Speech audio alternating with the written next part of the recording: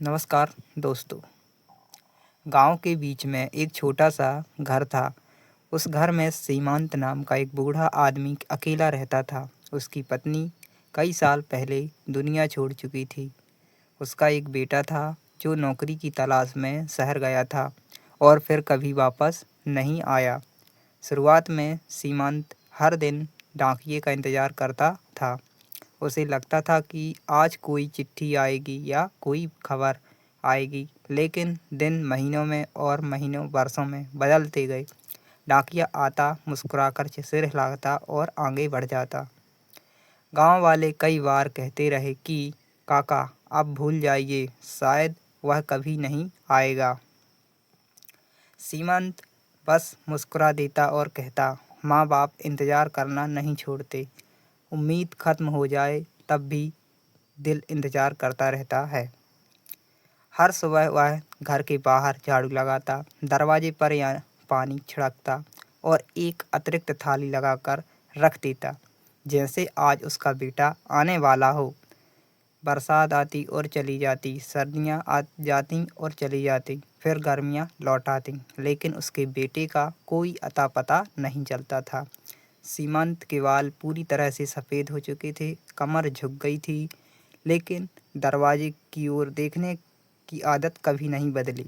एक दिन गांव में तेज आंधी आई, घर की पुरानी छत टपकने लगी। पड़ोसी बोले, काका यह घर छोड़ दीजिए। सीमंत ने धीरे से कहा, अगर मेरा बेटा लौट आया और घर खाली मिला तो उसे बहुत दुख होगा। उसने टूटी हुई छत के नीचे ही रात काट ली। अब उसकी आंखें भी कमज़ोर हो चुकी थीं। फिर भी शाम होते ही वह दरवाजे पर बैठ जाता। दूर सड़क पर किसी के कदमों की आहट सुनाई देती तो उसका चेहरा खिल उठता, लेकिन हर बार कोई दूसरा निकल जाता। समय किसी का इंतज़ार नहीं करता। एक दिन सुबह सीमंत की तबीयत बहुत बिगड़ गई। पड़ोसी उसे देखने आए। उन्होंने पूछा, काका कोई आखिरी इच्छा है तो हमें बताओ। सीमंत ने कांपती आवाज़ में कहा, अगर मेरा बेटा आए तो उससे कहना मैंने कभी उसे दोष नहीं दिया, मैंने बस उसका इंतज़ार हमेशा किया है। इतना कहकर उसने अपनी आंखें बंद कर लीं। पूरा गांव उसकी अंतिम यात्रा में शामिल हुआ। उसके छोटे से घर में अब सिर्फ सन्नाटा बचा था। 3 दिन बाद गांव में एक टैक्सी आकर रुकी। उसमें से एक लगभग 40 साल का आदमी उतरा। हाथ में एक पुराना बैग था और उसकी आंखों में बेचैनी थी। वह सीधे गांव के बीच में जो घर था उसकी ओर दौड़ा। दरवाजे पर ताला लगा था। पास खड़े एक बुजुर्ग ने उसे पहचान लिया। उन्होंने भारी आवाज़ में कहा, तुम सीमंत काका के बेटे हो ना? उस आदमी की आंखों में से आंसू भर आए। उसने सिर हिलाया। बुजुर्ग बोला, तुम बहुत देर कर चुके हो। काका 3 दिन पहले इस दुनिया से चल बसे। यह सुनते ही वह वहीं ज़मीन पर बैठ गया। उसने ताला खुलवाया और घर के अंदर गया। कमरे में सब कुछ वैसा ही था। पुरानी चारपाई, दीवार पर पत्नी की तस्वीर और कोने में एक स्टील की थाली जो शायद आज भी उसके लिए रखी गई थी। चारपाई के पास एक पुराना डिब्बा रखा था। उसमें कुछ कपड़े, बेटे के बचपन की एक फ़ोटो और एक चिट्ठी थी। कांपते हाथों से उसने चिट्ठी खोली। उसमें लिखा था, बेटा अगर तुम यह चिट्ठी पढ़ रहे हो तो शायद मैं तुम्हें देखकर मुस्कुरा नहीं पाऊँगा। मुझे तुमसे कभी शिकायत नहीं थी। बस एक इच्छा थी कि आखिरी बार तुम्हें देख लूँ।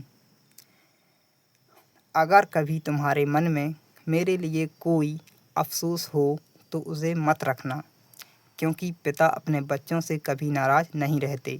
वे सिर्फ उनका इंतज़ार करते हैं। खुश रहना बेटा, यही मेरी आखिरी दुआ है। चिट्ठी पढ़ते पढ़ते उसके आंसू कागज़ पर गिरने लगे। उसे याद आया कि शहर की भाग दौड़, काम और जिम्मेदारियों में उसने कितनी बार सोचा था कि अगले महीने घर जाऊंगा, लेकिन वह अगला महीना कभी नहीं आया। उस दिन उसे समझ आया कि दुनिया का सबसे महंगा पछतावा वही होता है जब हमारे पास समय तो था, लेकिन हमने अपनों के लिए समय नहीं निकाला। उसने पिता की चारपाई को गले लगा लिया और देर तक रोता रहा। घर में कोई आवाज़ नहीं थी, लेकिन ऐसा लग रहा था जैसे हर दीवार कह रही हो, जिसे तुम कल पर टालते रहे वही आज हमेशा के लिए खो गया। इस कहानी से हमें यह सीख मिलती है कि माता पिता को सबसे बड़ा उपहार पैसा नहीं, बल्कि आपका समय और आपका साथ होता है, क्योंकि एक दिन ऐसा भी आता है जब चाहकर भी उसे दोबारा मुलाकात नहीं हो पाती। इस कहानी का सारांश देखो, 2 लाइन में अपन समझते हैं। एक बूढ़ा व्यक्ति पूरी ज़िंदगी अपने बेटे के लौटने का इंतज़ार करता रहा। जब बेटा लौटा तब इंतज़ार करने वाला इंसान हमेशा के लिए जा चुका था। धन्यवाद।